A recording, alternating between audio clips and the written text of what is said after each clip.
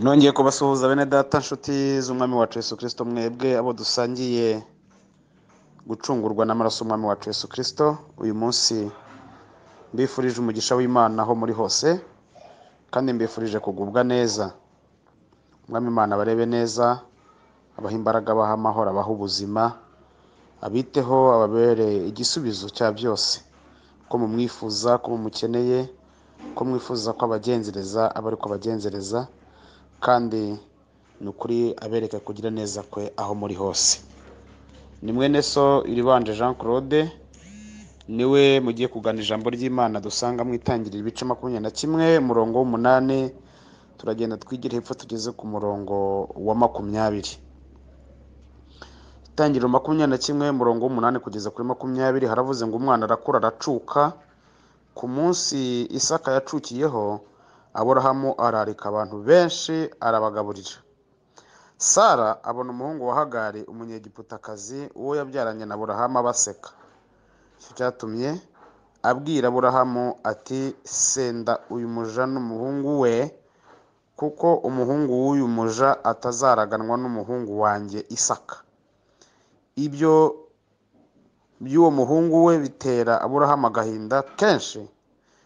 Imana ibwira Aburahamu iti, we kugirira uwo muhungu agahinda n'umuja wawe, ibyo Sara akubwiye byose umwumvire, kuko kuri Isaka ariho urubyaro ruzakwitirirwa,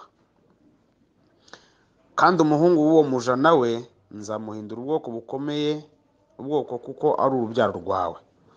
Aburahamu azinduka kare kare, yenda umutsima w'imvumba n'imvumba y'uruhu irimo amazi, abiha Hagari, abishyira ku rutugu rwe, amuha n'uwo mwana aramusenda. Avayo azerera mu butayu bw'i Berisheba, yamvumbishiramo amazi, atakambira, arambika umwana munsi y'igihuru cyaho, aragenda yicara amwerekeye, amuhaye intera nk'aho umuntu yarasa umwambi, kuko yibwiraga ati, ne kureba umwana wanjye apfa. Yicara amwerekeye, atera hejuru ararira. Imana yumva ijwi ry'uwo muhungu. Marayika w'Imana ari mu ijuru ahamagara Hagari, aramubaza ati, ubaye ute Hagari? Witinya, kuko Imana yumviye ijwi ry'uwo muhungu aho ari. Haguruka, byutsa umuhungu, umufate mu maboko, kuko nzamuhindura ubwoko bukomeye. Imana imuhumura amaso, abona iriba, aragenda avoma amazi yuzuye yamvumba, ayarameza umuhungu we. Nuko Imana ibana n'uwo muhungu, arakura, atura mu butayu, aba umurashi. Amen. Iri jambo muri uyu munsi, muri iki gitondo ribyutse rimfasha, kandi numvise rinejeje umutima wanjye cyane. Ijambo ry'ingenzi riri muri aya magambo dusomye riravuga ngo, aho amazi y'abantu ashiriye niho Imana ifukura iriba ryayo. Aho amazi y'abantu ashiriye niho Imana ifukurira iriba ryayo. Imana nishimwe, Imana nishimwe cyane. Muno minsi ndi kugenda mfashwa cyane n'imirimo y'Imana, no gutabara kw'Imana, no kwigaragaza kw'Imana, n'uburyo Imana igifata umubabaro w'umuntu ikawuhindura umunezero, n'uburyo Imana igikura umuntu mu kaga n'amage yari arimo, n'uburyo Imana itajya yirengagiza nk'abana b'abantu, n'uburyo Imana arica urubanza rwa kibera, arica urubanza rw'ukuri, urubanza rutarimo kubera. Murambabarira gato. Haleluya. Imana niyizi ukuri kw'ibintu byose, kandi ikamenya n'igisubizo kigenewe ikibazo icyo ari cyo cyose mu gihe cyacyo. Ibyo nibyo birimo byubaka umutima wanjye muri ino minsi. Nkiri muri uwo mwuka rero, nkiri muri ibyo bihe, nshatse ko noneho tuvuga kuri Hagari. Hagari, umukobwa w'umunyegiputakazi wakoraga kwa Aburahamu nk'umukozi wo mu rugo, akaza kuhahurira n'ibyago bikomoka ku kutizera. Uku kutizera niko kwakururiye uyu mukobwa wari waje kwa Aburahamu mu buryo bwo kwishakira ubuzima, mu buryo bwo kwishakira imibereho. Ari umunyamahanga aje gukora kwa Aburahamu nk'umukozi, ariko ahageze asanga urwo rugo nta mwana ubamo. Yari umukozi ushinzwe gukora indi mirimo yose, ariko ntitaga ku mwana kuko nta mwana wari uhari. Ariko hari isezerano ryabwiwe Aburahamu ko bazabona umwana we n'umugore we. Ntabwo Bibiliya igaragaza imyaka yari ahamaze, ariko yari ahari nyine nk'umukozi. Hari n'isezerano ry'uko urwo rugo ruzabonekamo umwana kandi ryaratanzwe n'Imana. Ariko igihe kiza kugera kutizera kuza kwinjira mu mutima wa nyirabuja, aragenda ayobya umugabo we. Mu mateka y'isi uyu mugore ashobora kuba ari we wa mbere cyangwa wa nyuma wahaye uburenganzira umugabo we wo kujya kumuca inyuma. Amugira inama nawe ati rero ndabona ibintu bikomeye. Urabona uyu mukobwa ashobora kuba yaraje muri urwo rugo akiri muto. Urabona uyu mukobwa Hagari uba muri uru rugo, ubwo n'Aburahamu n'umugore we Sara bararyamye barimo baraganira ku kibazo bafite bamaranye imyaka myinshi. Haravuga ati rwose urabona ko uyu mukobwa amaze kuba inkumi, ararya neza kwa Aburahamu. Rwa rugo rudasaba umunyu, ararya neza, aranywa neza, abayeho neza. Aho kugira ngo mpfe cyangwa nzagende ntabonye akana ku bibero, nguhaye uburenganzira. Iri joro ntabwo turarana, ndaza mukuzanire rwose, ndamuguteretera, nzagerageza kubimwumvisha. Aburahamu ntigeze atereta Hagari, ahubwo Sara niwe watereteye Aburahamu Hagari. Aramubwira ati rwose mwa mukobwa wacu, umutware wanjye arifuza akana, dore jyewe ndashaje, nta kubyara guhari, ndakwinginze. Urabizi ko nta kibazo gihari, nta ndwara guteza, nta kibazo dufite, dore impapuro zo kwa muganga turi bazima, muze kurarana, umbyarira akana mwana wanjye. Mukobwa rero nawe bameze nk'uworosoro wabyukaga kumuha uburenganzira bwo kujya kuryamana na boss. Ntawamenye, wenda biranashoboka ko yabyifuzaga akabona ntaho yabihera, ariko none iyo ubwo buryo buhabwa na nyirabuja arara mu cyumba cy'abashyitsi, Hagari ararana na Aburahamu, ndetse iryo joro biremera. Ntabwo birigaragaza amajoro bararanye, ashobora kuba ari menshi ntawamenya, ariko finally biza kurangira Hagari atwisinda ya Aburahamu. Buriya kutizera gushobora gushyira umuntu mu kaga gakomeye.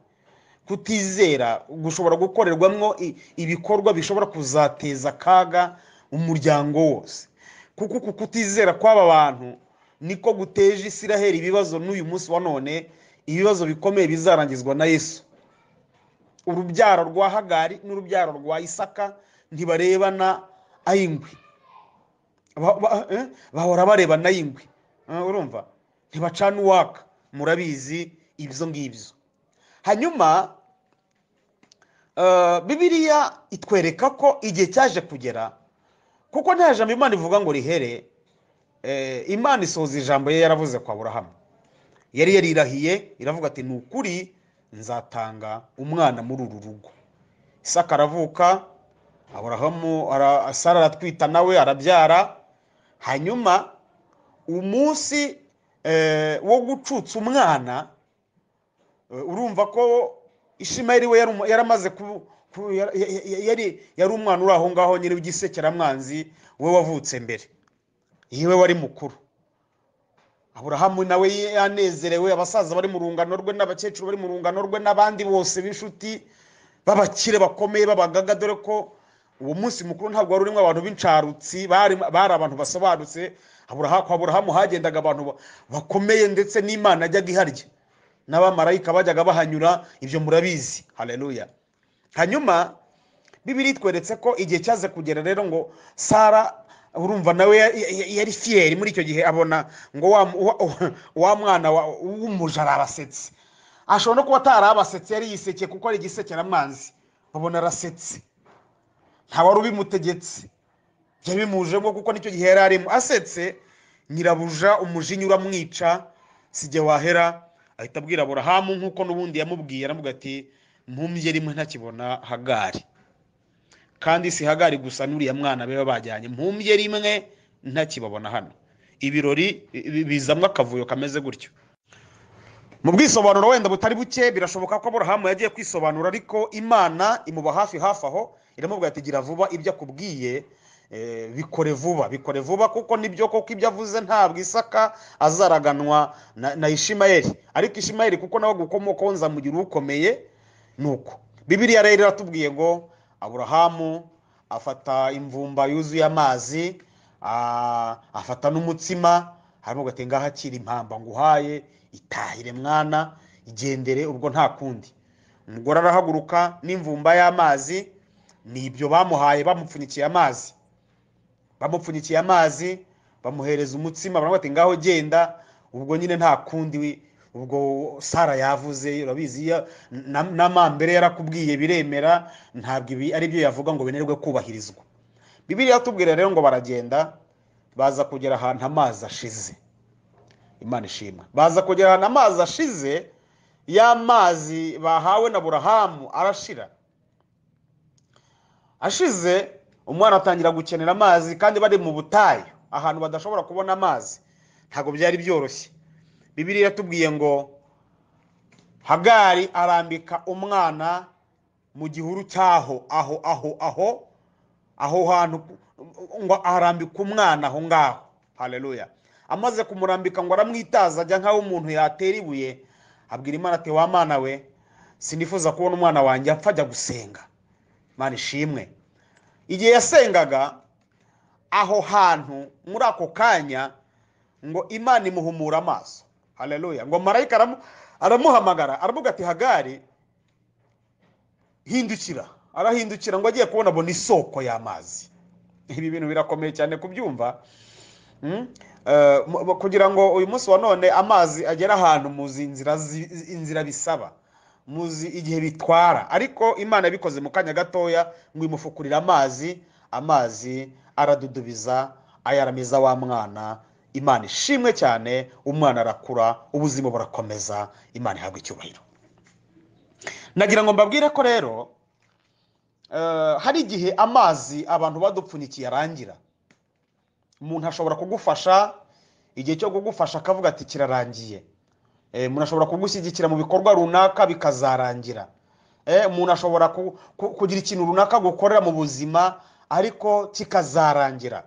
Amazi y'abantu, ibyo dukorerwa n'abantu bijya birangira, ndetse rimwe na rimwe iyo birangiye neza by'umuntu yanashima Imana, ubundi bikunze kurangira n'abantu babigucyuriye, bavuze ati yaratugejeje, yaratuzengeje, se twe twamuruhuka. Ariko ndashima Imana ko aho amazi y'abantu ashiriye ariho Imana ifukurira ayayo, ariho Imana ishyiriraho ubundi buryo.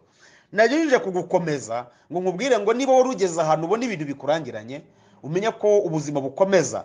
Satani ntakwihebeshereze aho, ahubwo umenye neza ko aho ngaho uri Imana ibasha kuhakorera igitangaza mu buryo utatekerezaga, ibasha kuharemera igitangaza mu buryo utibwiraga, ibasha kuhakorera igitangaza mu buryo utatekerezaga utibwiraga, Imana ikakwiyereka ikakwigaragariza, ubuzima bugakomeza. Ibyo twarabibonye, biri mu masomo twize, twabonye uburyo Imana ijya ibasha gukora ibintu umuntu atatekerezaga, ahantu abantu bari bakuretse, amaboko y'abantu akuvuyeho, ndetse n'abo wari uhanzeho amaso ibyabo birangiye bakubwira ati tuvanyemo akacu karenge. Imana ako kanya ikabira hasesekaye, ikavuga ati ubwo bagiye jyewe ndahageze. Imana nihabwa icyubahiro, Imana nishimwe, Imana nisingizwe. Haleluya. Hari igihe umuntu yisanga mu bihe bisa nk'ibyo akagira ngo Imana ntihari, ariko Imana yabwiye Hagari amubwira ngo marayika w'Imana yakuboneye aho ngaho uri. Haleluya. Aho ngaho uri wowe unyumva muri aka kanya, Imana ikuzi wowe ubwawe n'ibyawe n'ibibazo byawe.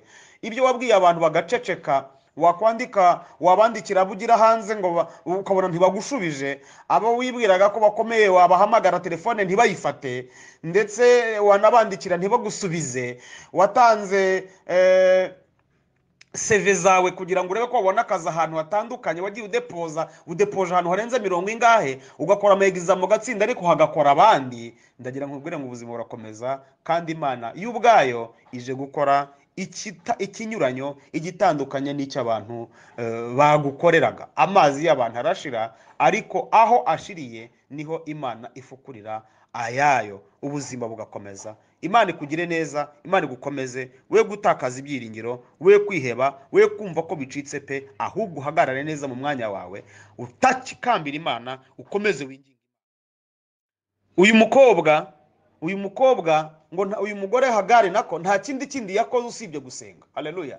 Itaze ikibazo ufite ujye ku ruhande usenge, itaze ibigeragezo ufite ujye ku ruhande usenge, itaze ibikuruhije ufite ujye ku ruhande usenge, itaze ibyo waburiye inzira ujye ku ruhande usenge, itaze ibyo ubona waburiye uburyo ujye ku ruhande usenge. Imana yiteguye kukwiyerekeraho, Imana yiteguye kukwigaragarizaho, Imana yiteguye kugukorera igitangazaho. Ishimwe ryawe rigiye kujya ku yandi mashimwe, ishimwe ryawe rigiye gukenerwa muri iyi minsi ya none, ishimwe ryawe rigiye gutambuka mu ruhame, abantu bamenye ko ari Imana wizeye kandi bashaka kugutabara ikakurengera. Satani ntakwihebeshe, Satani ntagutware umutima, ibibazo ntibikuzimanganye, ahubwo uhagarare mu mwanya wawe neza, kuko Imana ibasha gufukura isoko aho. Haleluya.